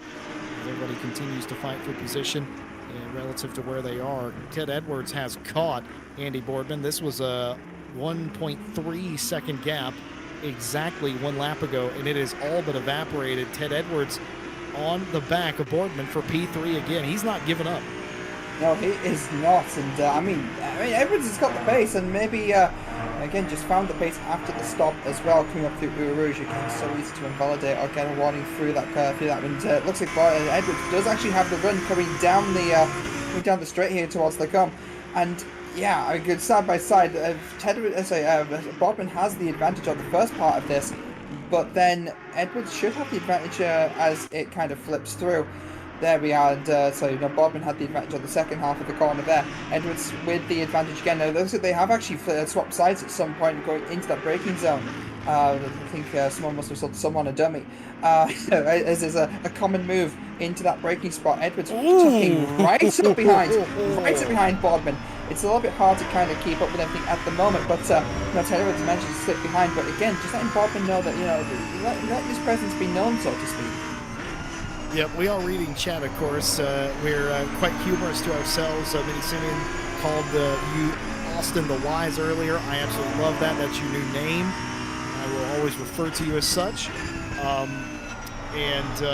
Boardman jumped in and pit stop like he always does. Boardman typically does have really quick, I guess this is correct, Boardman does typically have really quick pit stops, and he's done that today, but the question is, will he get to keep it? And I wonder if maybe Ted's slow stop was down to him doing something in the stop, taking tires maybe, and that's the difference in this fight right now, because again, Ted closed a second or so gap down in one circuit, so that typically says that there's something amiss. Either that or Boardman had a bad lap, though I highly doubt Boardman lost a full second in one lap. The Greased Weasel car, the rear wing view of that Maserati, back at the Race Ventura Audi. And they're going to be side by side again here as Ted Edwards tries to find space to do battle. And that is Robbie Kelly in the background, isn't it? That's Robbie Kelly's Maserati. That That's Robbie Kelly promoted up to, is that P5 according to the timing sheet, but I don't know if that's actually updated. But behind, that is P5 overall. It has updated, so they are in fact behind Ted Edwards. Ted Edwards again swinging out wide, 2 wheels into the grass almost on the run up to Eau Rouge. And again, Edwards really trying to find a way through. You see that Audi being quite erratic actually on the corner entry. There's only really one real line through that, so I wonder if that's cost them time coming down the back straight, the Camel straight in fact. And it looks like it has. It doesn't quite have the same kind of run that they had last lap, but the top end speed of that Audi definitely seems to be higher towards the back end of the towards the braking zone, which allows Edwards to tuck right in behind yet again on the run down to Bruxelles. And again, at this point in time, if you're Ted Edwards, you know you've got the pace. You kind of just have to kind of pick your moment. Luis in chat says this is better racing than F1 around here. Well, I mean, I think we could race the go-kart track and it'd be a better race than F1 in general, but that's just my typical opinion about the current state of the balance of performance racing-wise in that series. But these drivers, especially at the sharp end of both fields, they know each other quite well. They know where a lot of their strengths and weaknesses lie, and that's kind of why you get racing like this. Also, typically there's significant respect like you're seeing here. Boardman giving him just enough room, Ted taking that, and they're still side by side. Ted absolutely sent it into poo all that time and was afforded just enough space, but he's gone a little bit wide here going into the campus section of the racetrack. And here's Robbie Kelly looking around from the inside to the outside, and now Edwards back down to the inside of Stavolo, and we're going to paw for air. And now this is very close as Boardman drives away just a little bit as they make their way up to Blanchimont, turn 17, and he's got it back, has Ted, only just, but contact lost with Boardman. How good is this? I mean, I don't think it's been lost for long. We know what the top end speed of the Audi is like at the spicy end of the rev range, and I think that by the run up to Rouge, I mean, this is the thing for Edwards, right? Edwards has the opportunity to not worry about the gap ahead of Boardman and just basically send it up to Rouge and basically make up the time on that Kemmel straight. The thing I love about Spa as well is just how quickly the advantage changes from car to car. You saw that scrap between Kelly and Edwards, and you saw how it could have gone either way on the run to Blanchimont. And this is what I mean. Edwards getting that later apex, putting the power down sooner, able to pull into the slipstream sooner, able to carry more speed up through Eau Rouge, and then able to be traveling a higher rate of speed at the top of the hill. That's what Edwards needs to do right now, and maybe set up an overtake for the braking zone of the leg coming. That's the best place to do it. Boardman going wide at the top of Eau Rouge. This is amazing. Absolutely brilliant racing, and here we go again, and it's going to be an outside move. In the middle of the racetrack goes Boardman, and will he send it around the outside into, he thinks about it, and that may just keep him in front of Robbie Kelly. I was worried there. I was a little lost for words. I was slightly worried that Ted had overcooked it into Lindholm that time. He did not, and was able to get back down in front. But I don't think that outside move through there is going to work. He's going to have to find a way to make Boardman give up the inside. Boardman knows that it is unlikely that Edwards is going to beat him around the outside. Boardman may well know that Edwards has some sort of advantage, whatever that is. Chat saying that Boardman's sliding a bit, and that may be true, but that's not quite enough in a competition like this. He's going to have to make a bigger mistake. Ted's made a couple of his own, but because of whatever advantage that may be, grip, brakes, straight line speed, he's able to make that up enough that it hasn't mattered. I worry if Boardman makes one of those mistakes, however, it's going to be done and dusted. Ted Edwards is going back to P3. I mean, yeah, that.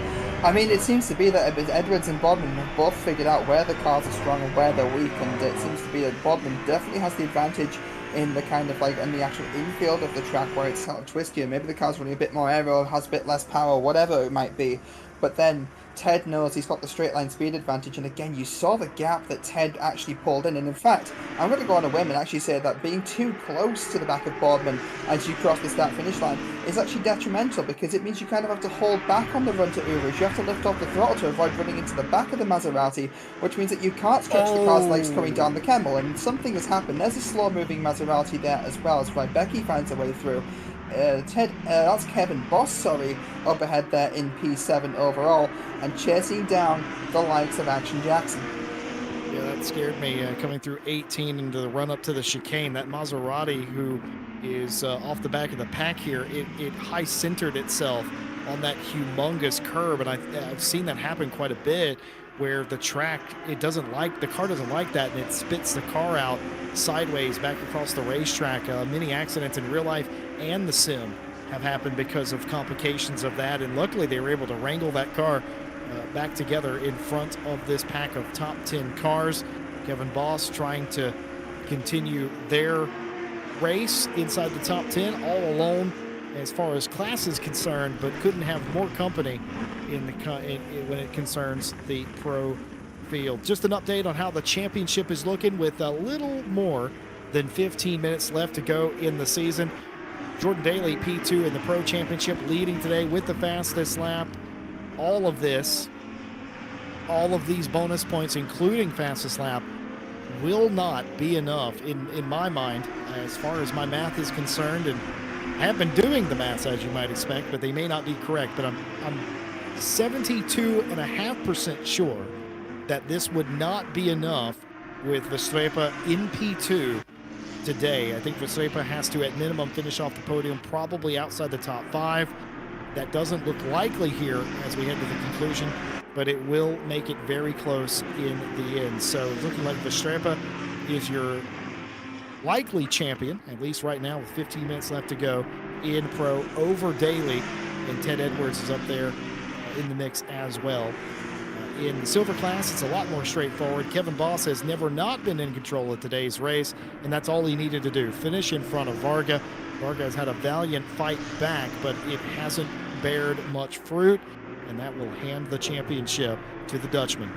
Yeah, I mean, in terms of Verstappen, anything can still happen. I mean, anything can happen in this race, and I'd say kind of the same for a few of the drivers on the grid. I mean, again, if Kevin Boss could hear this, I want to just take a look at the gaps between the cars behind. There's half a second, 0.2, 0.4, 2.5, 50.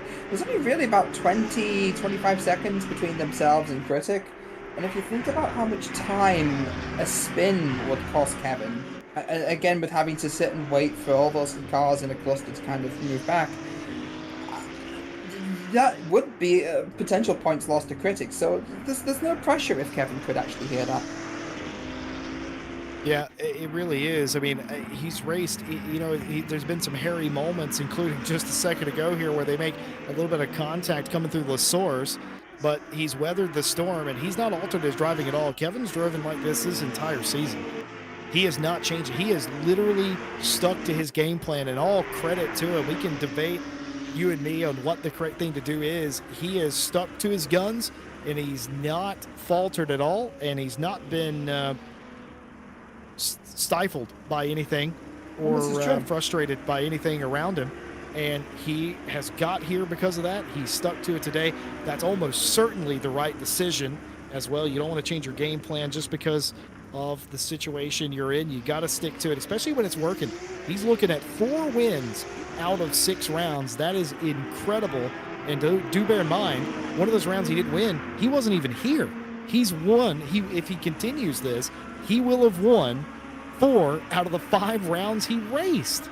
That's it, and you can't argue with statistics like that. And I mean, like, this has just been the thing. I mean, you can't fault the way Kevin's been driving. He's stuck it in the pro class. Not really whilst being in silver, but he's running with the pro cars.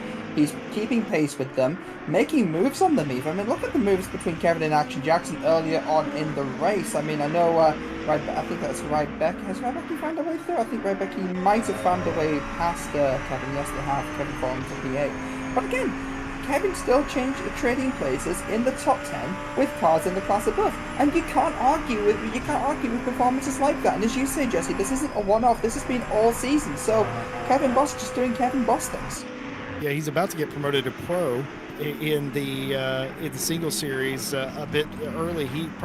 I would have to say, he doesn't feel like he's a pro driver, but honestly, the position and the way that he's driven this season, it's going to turn some heads. People are going to start saying, look, Kevin Boss is pro. I think Varga on a really good day, or on a good day, like he's had several rounds this season, I think he's also a candidate for that as well. But for right now, that's not the case. They're silver, and absolutely getting it done out here in the top 10 is Kevin Boss. 1.5 seconds the gap between Daly and Vestrepa up front. And the gap between Boardman and Edwards is, well, it's just about that much. Almost nothing between them, and indeed nothing. Oh, and he's done it. He's gone around the outside. This time he doesn't go wide, and he's got it to stick in Lacombe this time through, and he's got P3, does Ted Edwards and the Race Ventura Audi. Now, he tried that once, twice, and on the 3rd time asking, he's got it done. No, but let's not forget that this section of the track is where the Maserati is actually a little bit faster than Ted, so we're kind of trading places here and there. Ted flashing the lights, I believe that's at Ibiza Racing. I do wonder if Ibiza's presence at the Combe in the braking spot was what caused Boardman just to back out just a little bit, just to be a little bit cautious, which allowed Ted to take advantage and find a way through. So that's Ted Edwards promoted up to P3, which will update as we go past the timing line. But again, I mean, it's Boardman under pressure from Kelly now. Kelly right behind Boardman, again taking advantage of the of that Maserati slowing down slightly. But what I want to know is, does Boardman have it in them to kind of pull that position back? That is the question. I think if Robbie Kelly gets up here and fights Boardman for P4, and Robbie Kelly should and he will do that, I just fear that's going to further release Ted Edwards sort of back out into space like they were prior to the stop. So here is Kelly. He got an excellent run through the Blochemont section there and a run up to the chicane. And is he in the hole? He isn't quite there. Boardman's not quite sure. He leaves him and affords him the space in the chicane. A little bit of a wiggle there trying to get traction for Tig Gang Racing's Robbie Kelly, and they all end up line astern as they come through the Grand Prix straight. Folks, a couple of things before we end the season. First of all, we just want to thank every single one of you for joining us, not only today, but this entire season. We hope that you've enjoyed GT2 Season 2. It looks like you have. We appreciate that. And, man, it has been a thrill to call it for all of you as well. So for any of you who have commented, you've liked, you've subscribed, you've followed over on Twitch, Race RCI, or visited racerci.com, signed up maybe, some of you mid-season. We thank you all for being here, no matter what your interaction is, and we can only hope that you'll join us for the next Friday Champ. But what is the next Friday Champ, you would ask? Austin asked me the thing. I'm going to ask you the thing, Jesse. What's the thing? But no, you've got to ask me what the next Friday Champ is. Oh, do you think? Okay, Jesse, got a question for you. What is the next Friday Championship? Oh my God, I'm glad you asked. Immediately following today's race, the new Friday Champ, it's a mini-series to start off the summer. The Gran Turismo 2 Diventa Italiano. It is a 3-round championship at all Italian tracks. We're going to Imola, we're going to Misano, and we're going to Monza in succession. GT2 cars, it's an Italian road trip. That's why it's called Gran Turismo 2. It has nothing to do with the Polyphony racing game, but it is going to be brilliant. GT2 cars, 3 Italian tracks, 3 weeks, all starting May the 31st through the 14th of June. And by the way, not our races.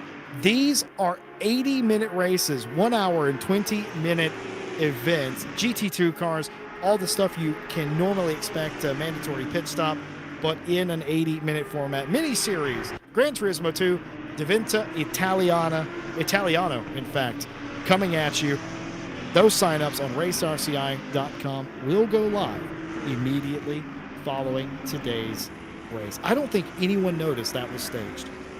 No, that was smooth. Jesse. Smooth. That was there couldn't be any smoother if we tried, and that's Clipper and Zach Miguel Martin's having a little bit of contact at the top of Eau Rouge there. Well, it's not even Eau Rouge, it's Radion. If you want to be pedantic about it, which I'm sure people will be. Going through Blochemont, that is Clipper keeping a lead on Miguel through Blochemont. Going down to the bus stop, we know how fast that Mercedes is in a straight line. Is it going to be enough for Miguel to make a move? Has the inside contact again on the final corner, the final exit of the bus stop, and that is also means that for position. I don't believe it is. Who's that Audi behind? You did mention them earlier. It's not. It's Critica. It's Critica. The Mappy livery, and that is going to open the door for them to potentially make up 2 positions overall. I'm going to make you play that game at some point. Come on. I can't be let... Ash, do you know what Mappy is? Do you play Mappy? All right. I'm old, and I'll just settle for that. Hat Critic P2 has been solidly in P2 all day long. They had a shot at the pole position, but an absolute dagger out of nowhere from Kevin Boss ended that in quali, but they have not been challenged for P2, so hats off to Critic in that lovely liveried car. I love the colors, I love the logos, I love everything about that particular 73 car, and we will continue, they will continue, I mean, to circle around here. Ash has just privately sent me something that says, I remember Alex the Kid on the Master System, or was it the Spectre? I think that was the Master System, Alex the Kid. It was a failed Sega mascot, I do believe. I cannot believe I ask you about Mappy, which is a classic game, and you bring up what I've Alex the Kid.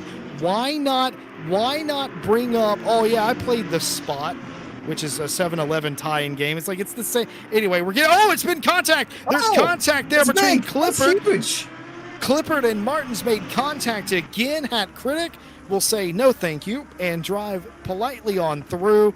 Fault being rendered to the 62 DCC car of Miguel Martins. They allow Clippard back through, and they'll continue on with 5 minutes left to go. We're going to take another look here at this incident.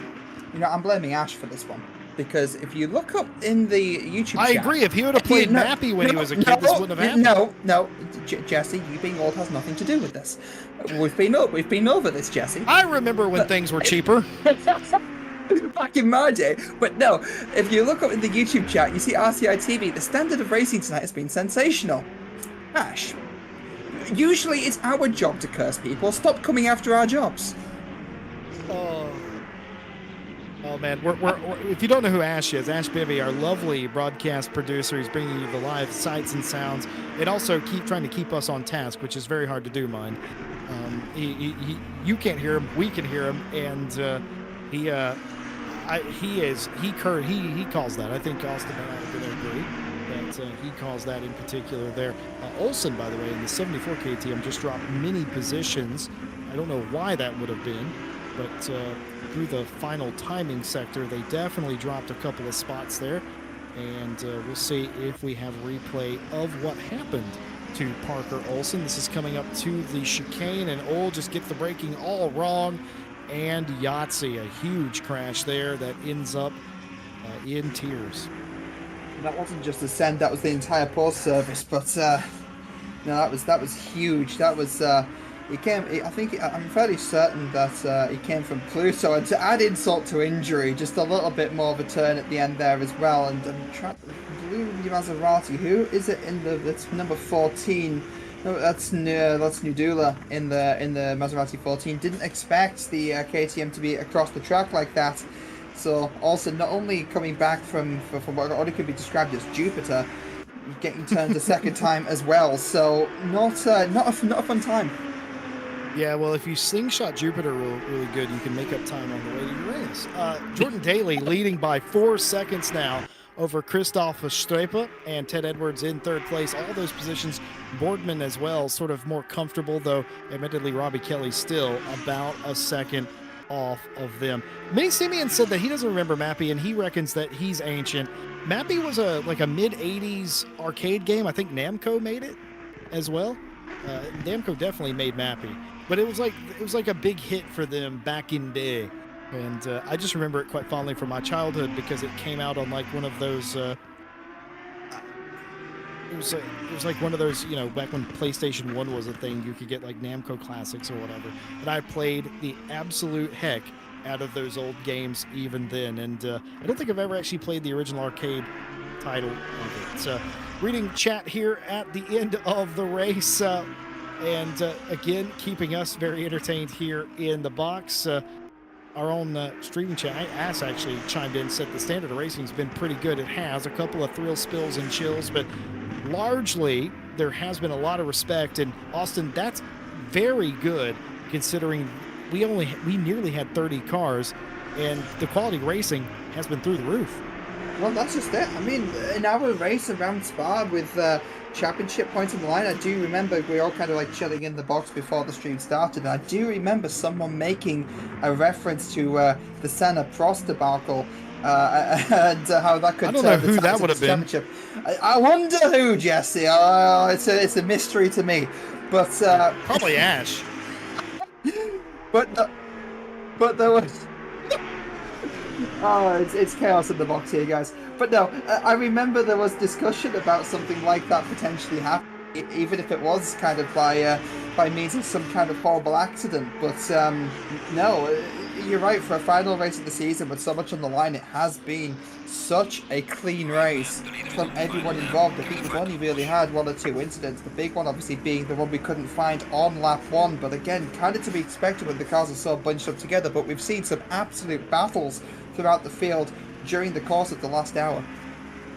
Jordan Daly is just going through La Source. He's on his way to Eau Rouge and Radeon now. This will be the final lap of the race. Everybody will have this lap left to do.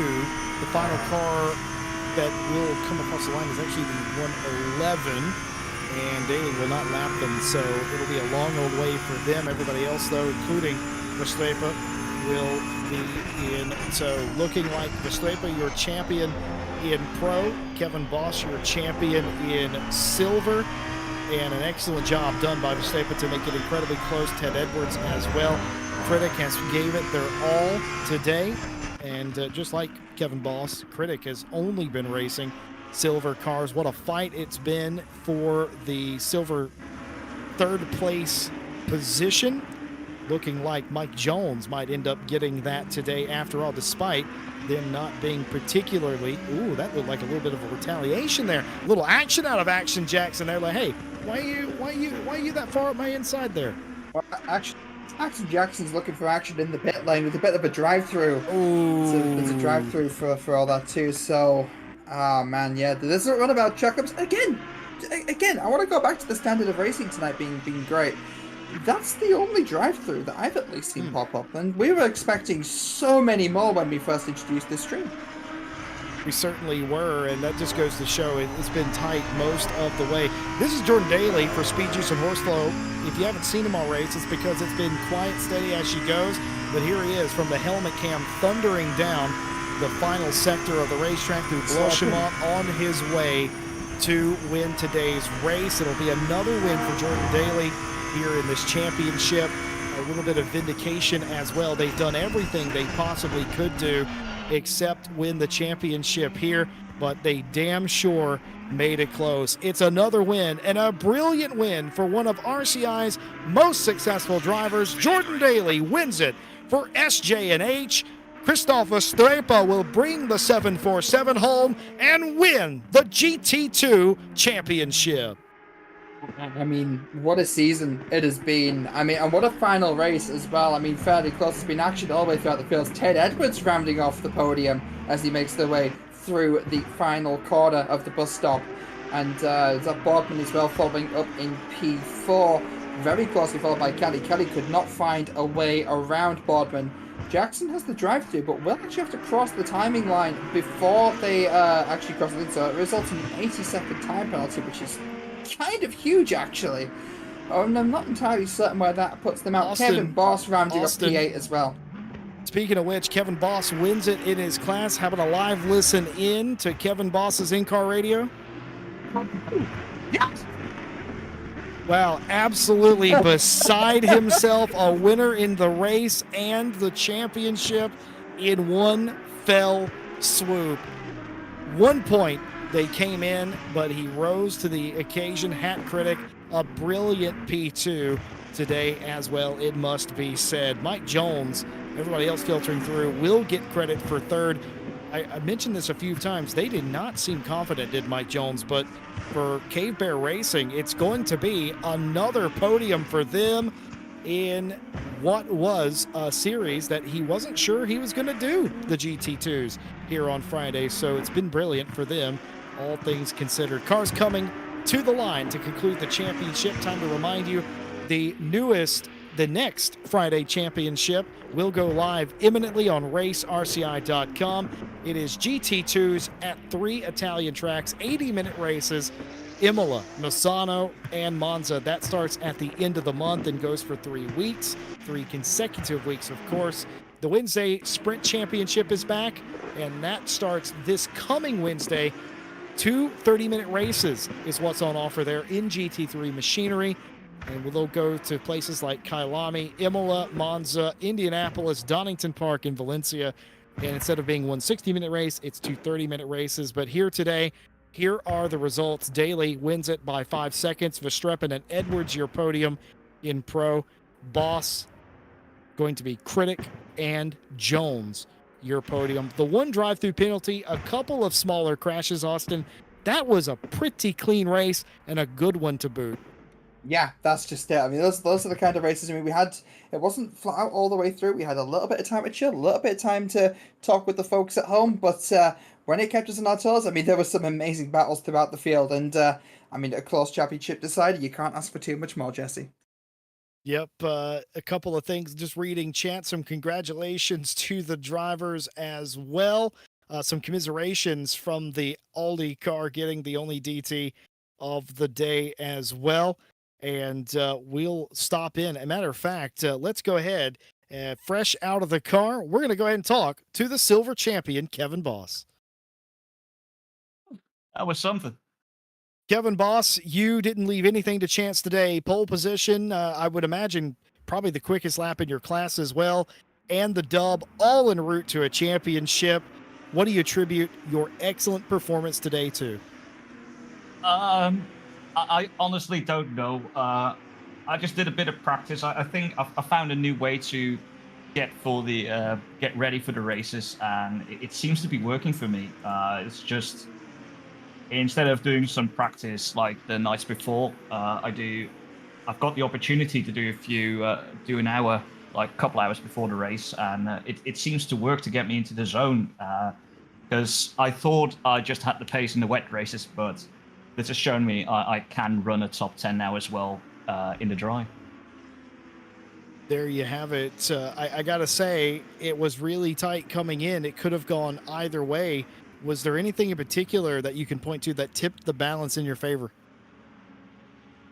This race definitely helped that I got the pole position, had the cushion with the pro drivers behind me to Varga and Critic.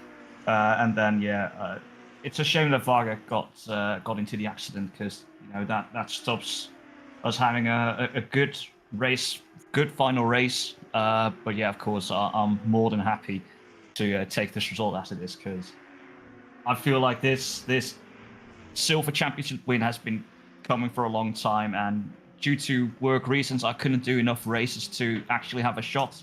And now to finally grab one, I'm over the moon. Austin, do you have comment for our silver champion? I mean, the comment is you could say you bossed it this time round, Kevin, but Hey, hey. yeah, the opportunity. Listen, the goal was wide open, okay? But no, I just want to extend a congratulations. I mean, we said during the race, that the performance has been consistent all season. So you said that you found a new way of practicing for today, but do you feel like do you think that kind of contributed to any of the consistency across the season so far at all? Well, consistency this season, I started doing this, let's say, from Donington.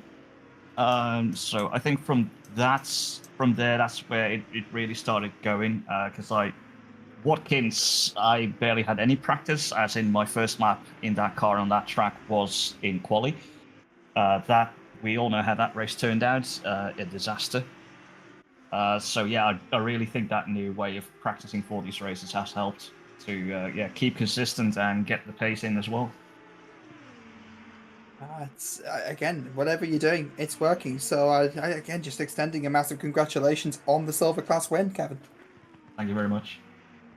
Kevin, I just gotta say it's been incredibly brilliant, and we may have an update on something very interesting going on in the background. But for right now, boss, I've just got to tell you, it's been incredible to see your progression going on through this. You started out in AM, you were so good there, you moved up to silver, and I mean, you're in the top Ooh. 10 overall. It's absolutely incredible what you've been able to do.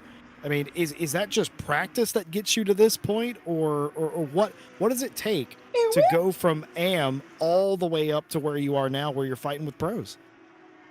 It's just doing the races. I've been doing quite a few races recently, and I've just seen my pace go up. Even like compared to 3 months ago, I'm faster. I also think, especially in this class, GT2s just work for me compared to some other classes. So I think that helps as well. But yeah, just a combination of all those factors. Well, finally, Kevin Boss, anybody you want to shout out? The team, the fans, the family?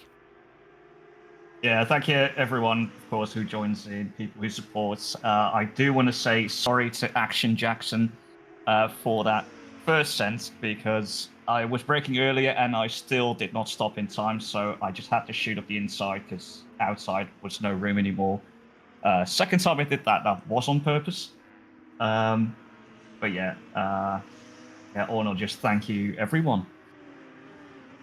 Well, there you have it, ladies and gentlemen. For the very first time, Wheelie Slow, number 31, silver champion, Kevin Boss.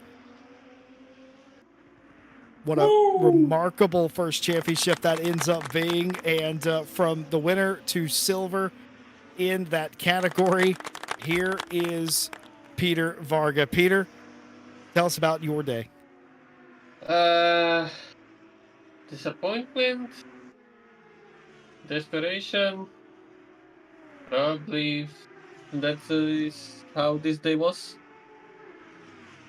I don't know, Spa is probably my weakest circuit of the entire bunch of circuits I can drive. Like historically, I never managed to have a good pace around Spa, so I was going with the same mentality I went at the end of last season when I was behind. I was thinking like, okay, something can happen. I just have to be there to capitalize on it and take the win. But unfortunately, this time nothing happened that would favor myself. So it ended up the way it ended up. But it is what it is. The worst part is I can pinpoint within the season the exact moment I failed. And funnily enough, that moment is all the way back at Bathurst.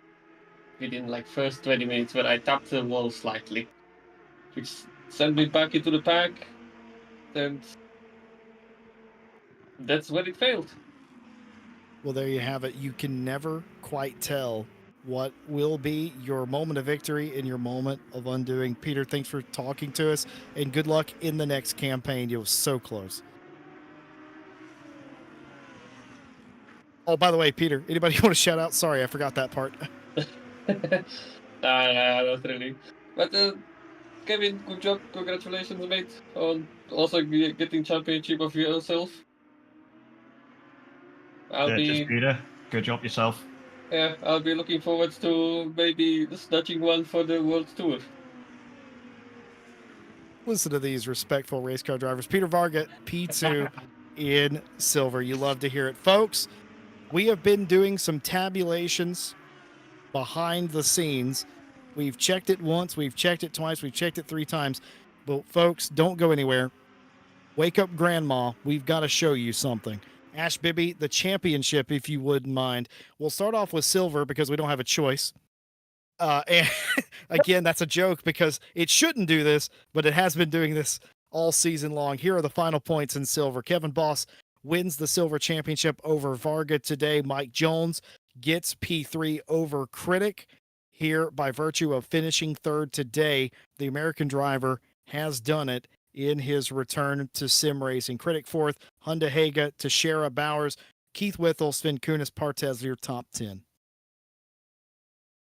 Outside the top 10, Callum Kerrigan, Racer, Villas Moss, Nadula are your finishers. Everybody else retired from the Silver Series. Now, folks, this has never happened before in the entirety of RCI competition. Jordan Daly and Christoph Vestrepa have tied for the Pro Series Championship. Now, how's that possible? How's that happen? Well, I redid the math. My initial figure was based on Jordan Daly not getting the quickest lap of the race. I told you it was going to be close. Daly did take the quickest lap of the race and ran away with it. He got a maximum 72 championship points. Verstappen got 58 points. What does that do? That ties them up dead level on points. We do have a count back system here at RCI. It goes from wins to pole positions and etc. and so forth. We only had to go to the first tiebreaker to figure out who won the championship, and it's Jordan Daly based on his 3 wins. His win at Watkins Glen. He won, of course, again at Donington Park, and today 3 wins versus 2 wins. Jordan Daly is your Friday GT2 Season 2 Pro Champion by virtue of countback. Jordan Daly joins us live. Daly, did you have any idea that you had won the championship? Worked it out about 10 minutes before I joined here. I was sat there with Ted. We were like, wait, how many points do I get for getting everything? Like, oh damn, it's gonna tie me up. And then we did the exact same thing as what you've just said there. We're like, oh dear, I think I've actually won this. Yeah. So it didn't cross my mind, to be fair. I thought Chris had it. I thought he had a few extra points. Keep this in mind. To do what Daly's done today, he had to not only win the race, but he had to have the fastest lap and pole. He had to do everything. He had to be immaculate here today to even tie. That's why it was so unlikely that this would happen. But by virtue of countback, Daly's done it in the closest championship that we have ever had here at RCI. We came in talking about silver being 1 point apart. It ends up in a tie in Pro. Daly, what are you feeling right now? I don't know. It's quite a good feeling, to be fair. I'm just thinking now about how lucky I were because in qualifying how close those top 3 were. You know, it's like, well, yeah. I don't have any more words. It's I feel all right. Well, hopefully you have words from my partner Austin. Austin, Oh, yeah. you're champion. Yeah, I mean, Huge congratulations! I mean, we were sat there in the box. We've mentioned at several points where I think at least at one point we're saying if Verstappen finishing P2, they'd still take the thing. In fact, we wrongfully announced Verstappen as the championship winner Well, as don't they say crossed the line. we. That was I- 100% so- on me. I yeah, did that. I was taking a bit for fall, but yeah, okay, no. It I'm was not like, going to let you do that. That's unfair. Especially quick math. Jesse, Yeah. Jesse Lee napkin math, yes, but I mean, as soon as you crunch the numbers behind the scenes, and this is what makes this so fun and so unpredictable. I mean, huge congratulations on that. I still can't get over the fact that it's a dead tie. Yeah, thank you very much. It's a bit of a crazy one, isn't it? To be fair. But yeah, I'm obviously happy with the result. I noticed that something was going wrong with Chris near the end. I think he had to fuel save a little bit, but I'd already gained a second or so at that point, and I felt comfortable. Yeah, good one. Daly, shout out the team, the friends, everybody who helped you get to this point. Yeah, Speed Juice and Oslo, my team, who I raced for. I shout Ted out because I was sat there with him all chilling, and I mean he's done well himself throughout this champ. He's got better. My missus, as I always do, she always supplies me along the way. And yeah, just the mates around, and you guys for putting it on once again. That's a professional there. Got the misses in there. Ladies and gentlemen, your winner by virtue of countback here in GT2. 3 wins. Jordan Daly, your winner of Friday GT2. Congratulations. Thank you very much. Absolutely ridiculous. Speaking of ridiculous, Mike Jones has joined us. You didn't think, Mike, third place in the silver class, you didn't think it was on. You thought Hat Critic was too big of an obstacle here today, but you ended up driving up through the silver field. You get third, and by virtue of that, you ended up third in the championship still. I did, yeah. First, Jordan, great drive, dude. Kevin, obviously you should be a pro driver. It's fine. We know that. Kidding. Wow. Kevin, no.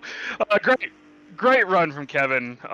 He was fast all championship, but yeah, I ended up taking third. I'm legitimately surprised. I did not think I was going to make it up to Critic.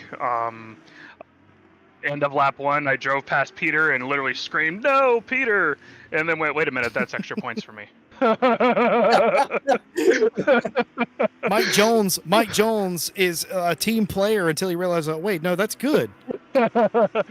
Peter was locked into P2 as long as he finished the race, realistically. So it's sad he didn't get a chance to take it to Kevin, but I mean, I'll take it. I think I mentioned this to you either last week or the week before, but this is the first time I've actually podiumed an RCI championship, considering it's been how many years? So I'll take it. Well, I tell you what, welcome back and congratulations. It's a well-deserved P3. You started strong, you finished strong. Congratulations. Anyone you want to shout out? No, not really. I shout out the Indiana weather for not being ridiculously hot today. I'm only sweating mostly. So I'll take that as a win today. I'm ready to go for a couple more hours. How about you?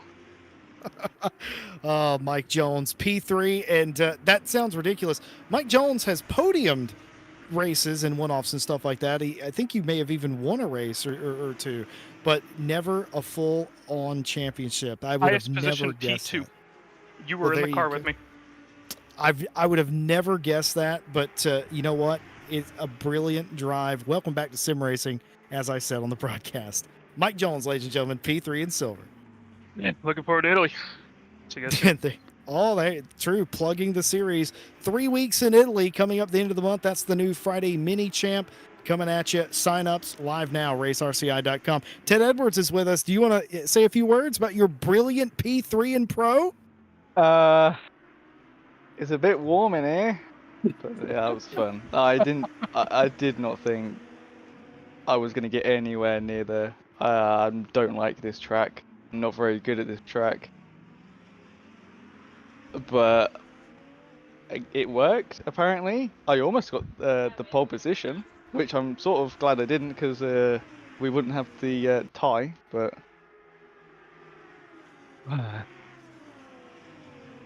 Well, Ted, you were consistent all season long. You were hanging around fourth or fifth place, but you turned it on for Donington. You finished second there. You finished third today. You secure that third place in the championship. And it was close between you and Boardman on the racetrack and in the points, but ultimately you got it done. How'd you get it done? Just by trying to chill out, because Boardman's a very defensive driver, so I knew I had to just chill out and wait until he has a mistake, which he did, and that's how I got past him. Because I knew I was faster. Obviously, from the start of the race, we pulled away a massive gap, and then tires started going, pressure started going down. I decided to get a yellow engine because I thought it'd be fun to have a handicap. And then I pitted a lap later, which was my downfall. Didn't see that there was traffic up ahead. It wasn't going to affect me, but everyone just started jumping into the pits, so it was exciting. A few times I thought I was going to crash, especially coming out the pit lane side by side with Kelly. Thought that was going to go wrong, but it wasn't too bad. But yeah, really fun race, really fun championship to be fair. Oh, there's Boardman sliding. That's how I got past. Ted Edwards, he can see the replay monitor when he's in the booth with us, and he's trying to he's able to see his race from a different perspective. Vulture Rybecki's joined us in chat to say thanks for the championship. No, thank you for racing, but it is our absolute pleasure. Ted, you want to shout out Race Ventura, the team? The rebrand's gone really well, by the way. You want to shout out the team, the missus? I will shout out Katrina. She's always been supportive and always kept me watered, especially in this heat. It's crazy this week in the UK for some reason, but we won't moan about it too much because it'll start raining again.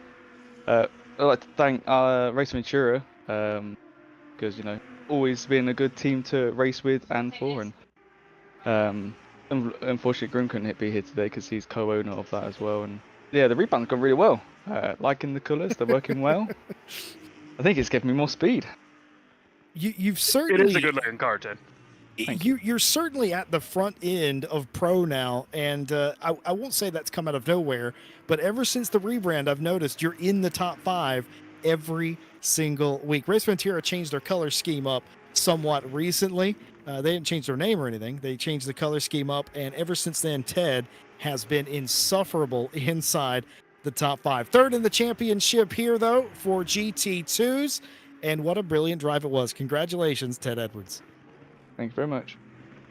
Well, with the interviews done and dusted and the racing settled, and well, now I'm sad, Austin, that there isn't an additional round of this championship for it to keep going. A dead tie, and as close as it ever could be. And in silver, a fight down to the last. It doesn't get any better than that, and it's never been that crazy. What a championship that I'm speechless.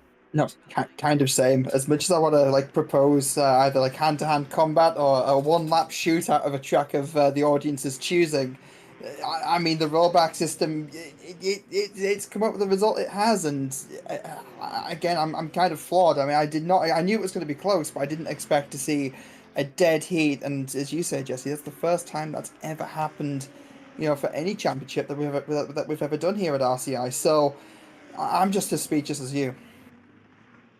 I will say, chat's been absolutely on it all season long, especially today, cheering on various teams and factions, and just good racing in general. That's kind of what we strive for here at RCI, and the drivers, huge credit to them.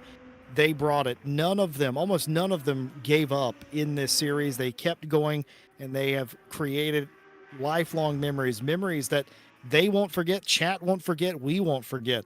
Up here in the booth, we'll always regard this as a championship of, hey, remember where we had 6 or 8 people that could win the championship and then it ended in a tie?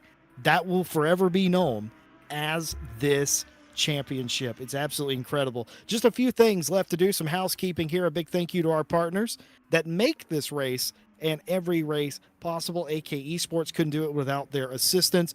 Driver 61, if you want some driver coaching, so maybe you can join these guys on a track sometime soon. Get some driver coaching at Driver 61. Get some equipment from Fanatec. They just announced some new hardware over there, I think, or a new bundle potentially a new deal.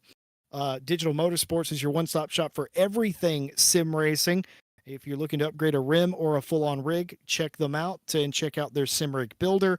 And while you're at it, you're going to want some setups, aren't you? Go Setups provides esports level setups and safer alternatives for everyone over at GoSetups.com. The racing calendar absolutely packed. We'll be back live with you tomorrow for round 3 of the World Tour. It is the 8 hours of Circuit of the Americas, and we will hope to see you there. Next week, we will, of course, continue our championships going on. Jag versus V12 is the Monday championship entering its 3rd week. Round 1 went to V12. Round 2 went to Jaguar. But now at COTA for round number 3, who will win it and take control? We will see on Monday. The new Wednesday championship, talked about that. It's 2 30-minute races, any GT3 car you like. That championship starts on Wednesday, this coming Wednesday, May the 15th. Still time to sign up and make the grid for the start. The Gran Turismo 2 Diventa Italiano. It is 3 rounds of GT2 here on Friday. That series just announced. It's open for signups, and it will be, well, hold on, let me refresh. Is it actually open for signups? Or no, it will be open for signups in 15 minutes from now. But it's 3 Italian tracks, and it's 80 minutes. Imola, Misano, and Monza. You're going to not want to miss that. If you're into iRacing finale coming up this week. We're at Le Mans for the IMSA series, and that whole series has been a head scratcher. So much going on in that series. You're going to want to see the finale. And if you haven't got enough iRacing, Watkins Glen 2-hour 40-minute race coming up on the 25th of May. Get signed up. All the classes you would expect. You've got GTPs, LMP2s, and GT cars all on the track at the same time for 2 hours, 40 minutes at Watkins Glen. Austin, do you have any final thoughts? I mean, it's been an amazing championship through and through. I just can't wait for the next one. And just huge congratulations to everyone in the cars, and a huge thank you to everyone at home. What a crazy championship it ended up being, ending in a tie in pro. 1 point separated the silvers. Kevin Boss, your silver champion for the first time in his sim racing career. And Jordan Daly wins another one. He's already a 2-time Night Owl champion. He's won other championships. He continues to rack up the hardware. We're going to have to build that man a new case, but he's done it today in dramatic fashion. A dead tie, a winner on countback via 3 wins versus 2. Call it a penalty shootout if you like. Jordan Daly, your winner in pro. What a brilliant race. What a brilliant season. It's been a pleasure and a privilege to bring it to you with Austin and Ash and the entire host of commentators who have helped us this season. We only hope that you'll like, subscribe, hit the bell, and follow over on Twitch and join us for all of our other events as well. We'll be back live tomorrow for World Tour. But on behalf of everybody, I've been Jesse Lee, joined by Austin and Ash. For everyone racing, for all the viewers, and the team here behind the scenes, thank you so much for watching. And until next time, have a good night.